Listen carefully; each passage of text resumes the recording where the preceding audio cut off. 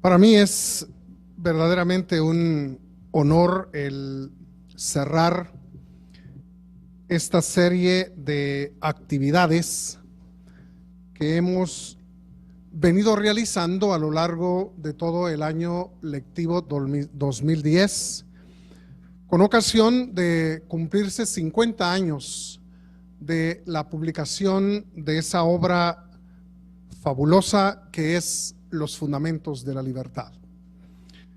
El tema que voy a desarrollar en los siguientes 49 minutos es la teoría hayekiana de la mente y sus implicaciones en las ciencias sociales. Iniciada la década de 1990, urgido por revisar en lo posible la mayoría de las obras de Friedrich August von Hayek, con miras a elaborar mi disertación doctoral, me topé con unas palabras suyas que tienen todo el sabor de una confesión. Son estas: mis colegas dedicados al estudio de las ciencias sociales suelen encontrar mi ensayo The Sensory Order, an Inquiry into the Foundations of Theoretical Psychology, poco interesante y denso en exceso. Dicho ensayo, sin embargo, me ha permitido aclarar mis ideas sobre gran cantidad de temas relacionados con la investigación social. Mis conceptos acerca de la evolución de los órdenes espontáneos y de la metodología y limitaciones que afectan a nuestros intentos orientados a explicar los fenómenos complejos quedaron establecidos fundamentalmente durante la preparación de este libro. De igual manera que utilizara yo los trabajos realizados en mi época de estudiante en torno a la psicología para formar opinión acerca de los problemas metodológicos relativos a las ciencias sociales, así también el desarrollo de mis primeros estudios sobre psicología a la luz de las verdades descubiertas en el ámbito de las ciencias sociales, me ayudaron mucho en todo el posterior desarrollo de mis ideas a nivel científico. Nos interesa en esta conferencia destacar la forma como los estudios e investigaciones que Hayek realizó en el ámbito de la filosofía de la mente influyeron en su quehacer como científico social. En la cita anterior, él mismo señala dos cuestiones importantes. Primero, los conceptos respecto a la evolución de los órdenes espontáneos. Segundo, la metodología y las limitaciones propias de la investigación de los fenómenos complejos. Limitaremos nuestro análisis a estos dos aspectos y trataremos de aclarar esta cuestión concreta. ¿Cómo las investigaciones sobre el cerebro y la mente influyeron en la teoría hayekiana de los órdenes espontáneos y en su propuesta metodológica para tratar con los fenómenos complejos? Dejaremos de lado la discusión que se ha tenido durante décadas respecto a si las ciencias sociales deben aceptar o no respuestas basadas en otras disciplinas, en este caso provenientes de la psicología. Como se sabe, la postura que afirma que los fenómenos sociales son fenómenos que se explican en base a la psique humana ha adoptado dos formas: la que se basa en la psicología introspectiva, en la cual el conocimiento de las motivaciones y las creencias de las personas basta para abordar los hechos sociales, y la del conductismo, con su actitud reacia a explicar el comportamiento a partir de los hechos mentales. En ambos casos, pero sobre todo en el caso de la psicología introspectiva, lo único a que se llegaría sería a comprender, pero no a explicar los fenómenos sociales. Esta limitación de quedar sin circunscrita a la comprensión es también propia de la hermenéutica y de la fenomenología. Y en mi opinión, constituye la enorme debilidad de la propuesta hecha en esta universidad por Gabriel Zanotti en su última conferencia titulada Una propuesta de salida para el actual estancamiento de la epistemología de la escuela austriaca.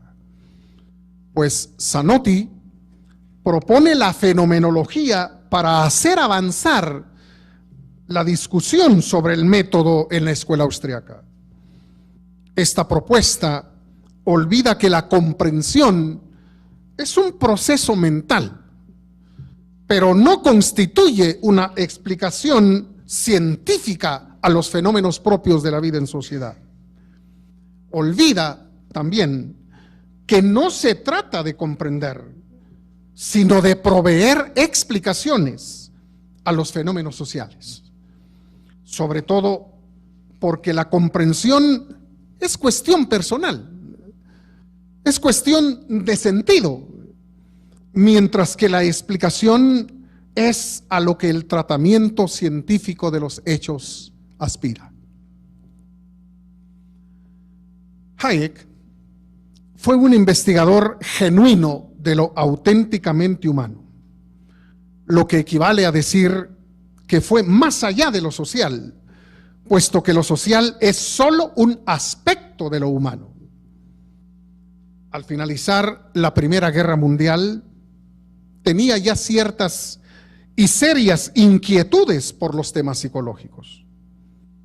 Aunque no pudo procurarse una formación universitaria en el terreno de la psicología, su interés en ese campo no solo no lo abandonó, sino que se profundizó en la medida en que avanzaron sus investigaciones en el área de los fenómenos sociales.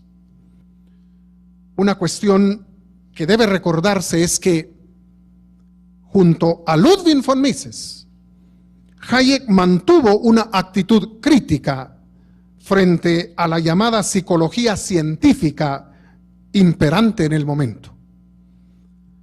Desarrollada en el siglo XIX, la psicología científica dejó a un lado el problema de la mente y se enfocó en la conducta, además de impulsar mediciones en un supuesto abordaje empírico de la inteligencia.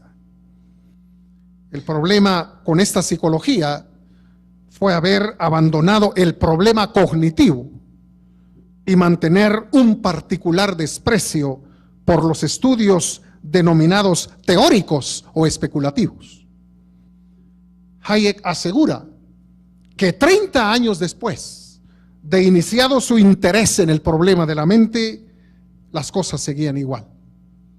Cito a Hayek.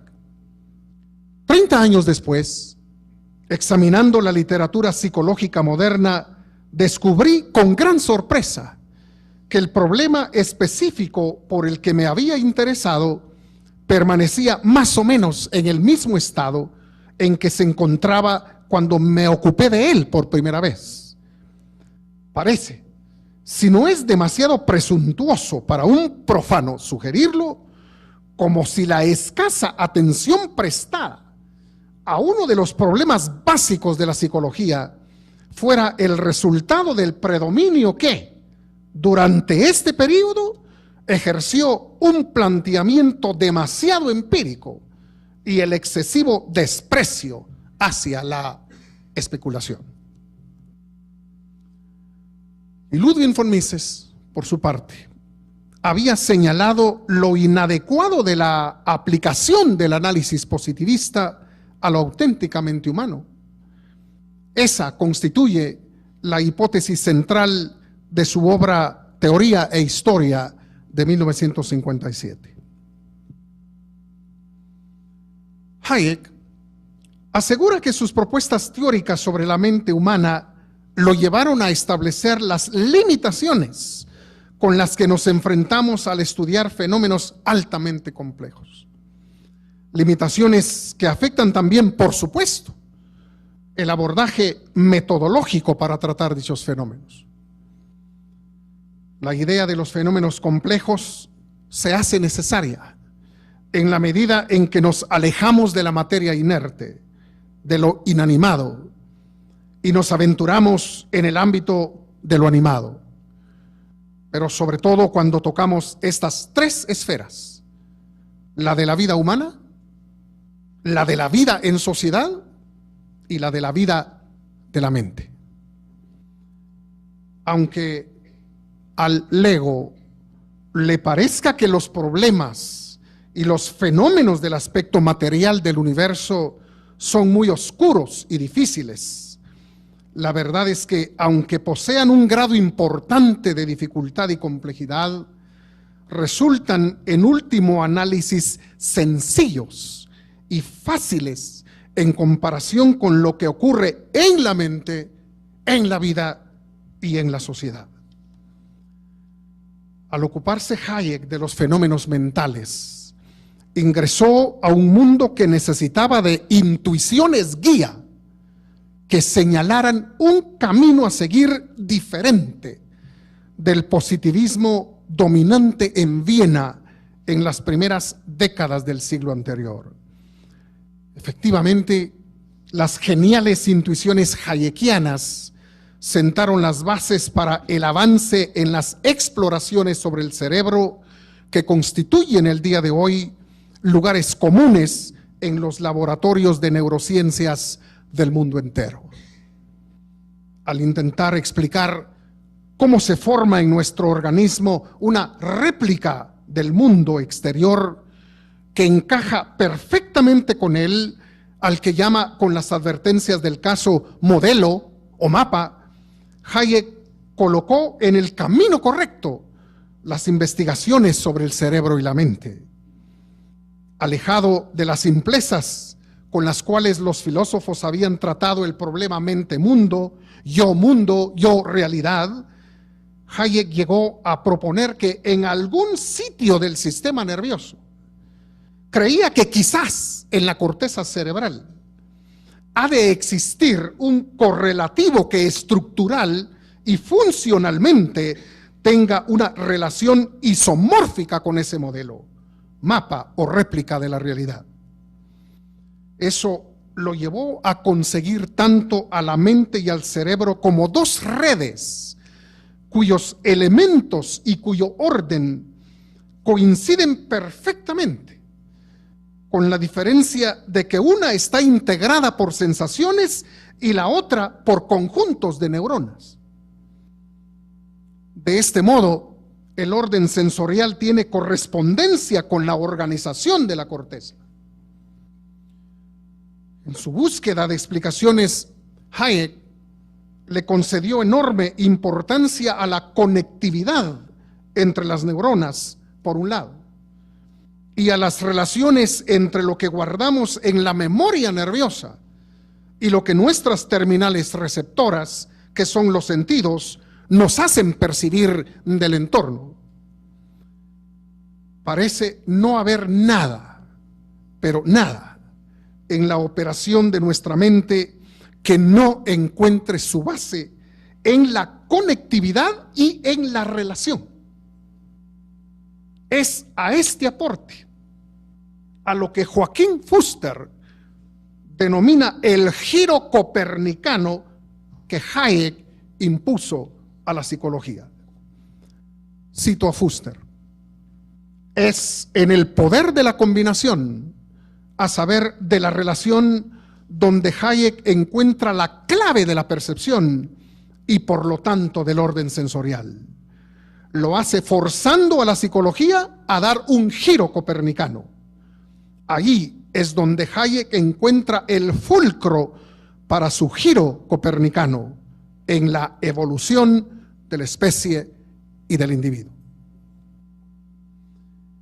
Es por ello que el nombre que Hayek prefiere para la mente humana es el de aparato clasificatorio, pues en efecto su función esencial es la de clasificar objetos, clasificar sensaciones, clasificar percepciones, clasificar acciones, clasificar relaciones entre estímulos y, por supuesto, la de reclasificar todo ello en la medida en que se presentan nuevos estímulos o experiencias que amplíen la memoria nerviosa. En el penúltimo capítulo de El orden sensorial, dedicado a considerar qué clase de confirmación o refutación experimental podría encontrarse a su teoría, Hayek hace la afirmación siguiente: el principal objetivo de la teoría que hemos expuesto es mostrar que todos los fenómenos mentales, tales como la discriminación, la equivalencia de respuesta a diferentes estímulos, la generalización, la transferencia, la abstracción y el pensamiento conceptual se pueden interpretar como diferentes formas del mismo proceso que hemos llamado clasificación, y que tales clasificaciones pueden efectuarse mediante una red de conexiones que transmiten impulsos nerviosos. En efecto, años después de la publicación de El orden sensorial, se descubría por la vía experimental la organización de la corteza cerebral que Hayek sospechaba, y se confirmaba la enorme plasticidad de las relaciones neuronales tan importante para la memoria y el aprendizaje. La confirmación de la teoría hayekiana llegó al descubrirse la complicada y dinámica conectividad existente entre la corteza cerebral, lo cual es en la actualidad el basamento neurobiológico de la propuesta hecha por Hayek. Es por ello que, citando de nuevo a Joaquín Fuster, tenemos que aceptar que es verdaderamente asombroso que su autor, en medio de la ignorancia que existía en la primera mitad del siglo XX acerca de la organización anatómica y fisiológica de la corteza, intuyera con tal clarividencia lo que se descubrió en la segunda mitad del siglo. En neurociencia cognitiva, como en otros campos del saber humano, el genio de Hayek está justamente en el haber anticipado con perspicacia lo que se verificaría muchos años después de haberlo él enunciado a nivel teórico. Ahora bien, ¿cómo se explica el proceso gracias al cual se va conformando el orden neural? ¿Cómo se explica la conectividad de probabilidades infinitas propia del orden sensorial? ¿Cómo se organizan las redes cognitivas y de qué manera se asocian e intersectan en ellas los millones de neuronas para proveernos una representación multimodal de los objetos? ¿Cómo se relaciona el orden neural con el orden sensorial? En el capítulo segundo del orden sensorial, Hayek afirma que no basta con explicar unas cualidades o actividades sensoriales en función de otras, pues así se caería en un círculo vicioso. Es imprescindible, afirma, encontrar una explicación válida a todo el conjunto del orden mental. Al referirse a la explicación que va a ensayar, aclara lo siguiente: cuando decimos que ofrecemos una explicación, esta no es otra cosa que una explicación del principio mediante el cual se producen los fenómenos del tipo en cuestión. Por dicha explicación del principio, entenderemos provisionalmente, dice, una explicación que no solo se limita a demostrar que tales o tales acciones caen dentro del campo de las acciones físicas conocidas, o que fenómenos físicos conocidos producen efectos similares, sino que también pretende demostrar que, aunque seamos capaces de explicar el carácter general de los procesos en acto, las operaciones de estos procesos pueden ser tan complicados en los detalles que su plena explicación permanecerá siempre más allá del poder de la mente humana. Y más adelante justifica la explicación del principio diciendo que no solo es cuestión del estado de la ciencia psicológica y neuropsicológica del momento, sino que, agrega, también reside en el hecho de que parece que existen razones que harían absolutamente imposible para un hombre llegar a una plena explicación de sus procesos de pensamiento, dado que esta concepción implica, como esperamos demostrar, una contradicción. Ya en el subtítulo de su obra psicológica, Hayek anuncia qué tipo de trabajo es el que está haciendo. Recordemos que el subtítulo de El orden sensorial es Los fundamentos de la psicología teórica.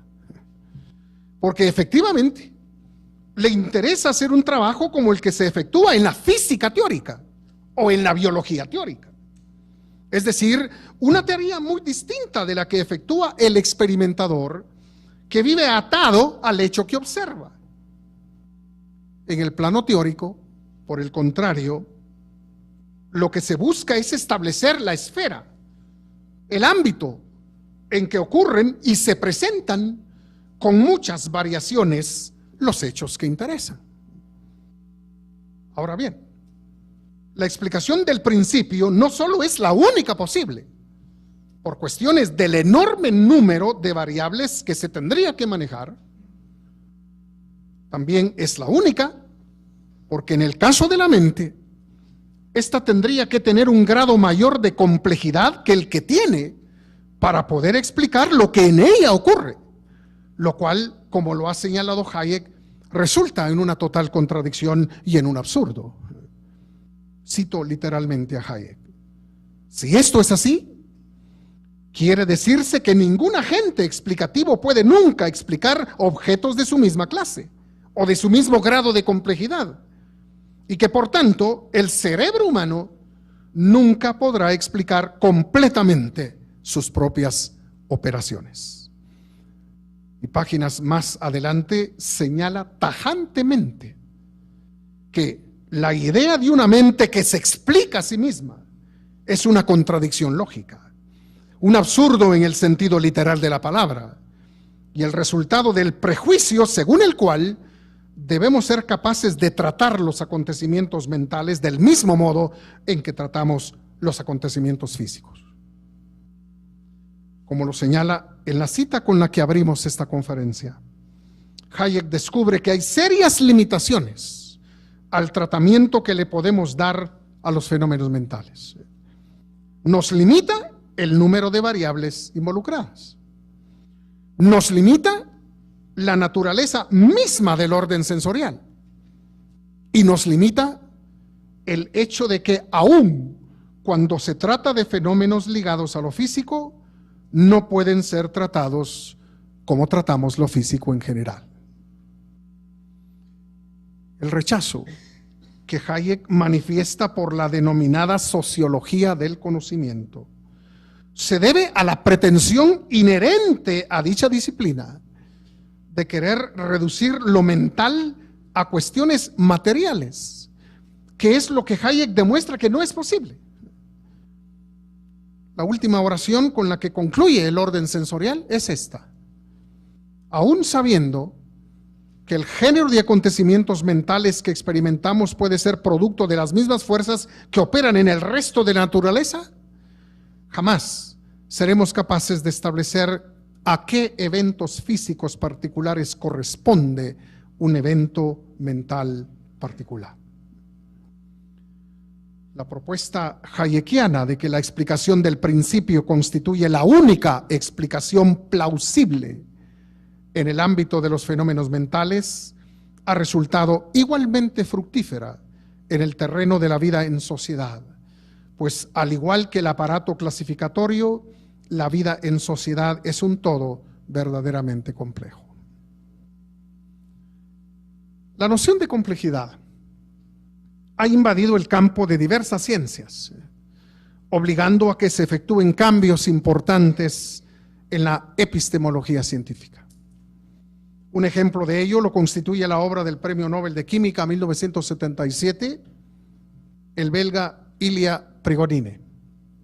Sus publicaciones tienen títulos como Las leyes del caos, La estructura de lo complejo y El paradigma de la complejidad. Alejado de la física racionalista, matemática, Prigogine enfatiza que los sistemas complejos, como la vida, son capaces de autoorganizarse dependiendo para ello de la compleja interacción entre la multiplicidad de sus componentes.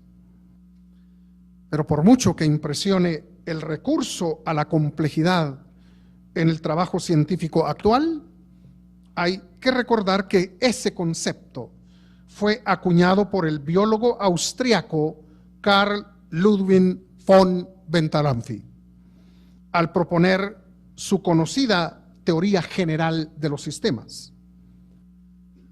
El principio básico de la teoría de Benthalamphy es que el funcionamiento y la estructura de un sistema biológico no dependen de las características de sus componentes, sino de las relaciones que se den entre esos componentes. Es decir, lo que importa en un sistema es la organización de los componentes. Eso es exactamente lo que Hayek afirma sobre la mente y el cerebro. El funcionamiento general del orden sensorial descansa en la relación compleja de sus elementos y en la formación de redes cognitivas. Todo esto posibilitado por la generación de relaciones entre las neuronas, links, como les llama Hayek, contactos, como les llamó Ramón y Cajal, o sinapsis entre las neuronas, como se les llama hoy. Para aquellos fenómenos de carácter complejo, como los que ocurren en el orden sensorial, digamos la atención, la percepción, la memoria, el pensamiento abstracto, el lenguaje, la formulación de planes, etc., Hayek no encontró otra explicación que la que él ha denominado explicación del principio. Esta clase de explicación no tiene que ver con los detalles o los acontecimientos concretos, sino más bien, digámoslo así, con el marco dentro del cual los acontecimientos ocurren. La explicación del principio tampoco nos permite establecer qué es lo que podemos esperar, sino lo que no podemos esperar. Agreguemos que tampoco nos permite tener un control sobre lo que acontecerá. En una sola palabra, la explicación del principio revela los límites a los cuales nuestra capacidad cognitiva se encuentra atada. Pone en evidencia la restringida jurisdicción en la que se mueve la razón humana y los limitados alcances de la metodología empleada en la tarea científico-social. Creo que son precisamente estas consecuencias las implicaciones más relevantes que la teoría hayekiana de la mente tiene sobre el terreno de las ciencias sociales. Siendo como son de complejos el orden propio de la vida en sociedad y también el proceso de producción, comercialización y consumo de bienes y servicios, las explicaciones que corresponden a la ciencia social y a la economía encontrar no pueden ser otras que explicaciones del principio, gracias al cual se produce el orden y se coordinan millones de actos de intercambio. La compleja realidad humano-social y lo limitado de nuestro conocimiento no dan para más. En su teoría de los fenómenos complejos, Hayek afirma lo siguiente: ahora no debería ya ser difícil reconocer las limitaciones análogas que se aplican a las explicaciones teóricas de los fenómenos de la mente y de la sociedad. Uno de los resultados principales alcanzados hasta ahora por la labor teórica en estos campos, creo que es la demostración de que los acontecimientos singulares, por lo general, dependen de tantas circunstancias concretas que jamás podremos realmente estar en condiciones de averiguarlas todas, y que por consiguiente no solo los ideales de predicción y de control están mucho más allá de nuestro alcance, sino que también es ilusoria la esperanza de poder descubrir a través de la observación conexiones regulares entre los distintos acontecimientos. Pretender, pues, que la ciencia social nos permita tener un conocimiento total de lo que se gesta y de lo que ocurre en la sociedad es entonces una arrogancia intelectual insostenible.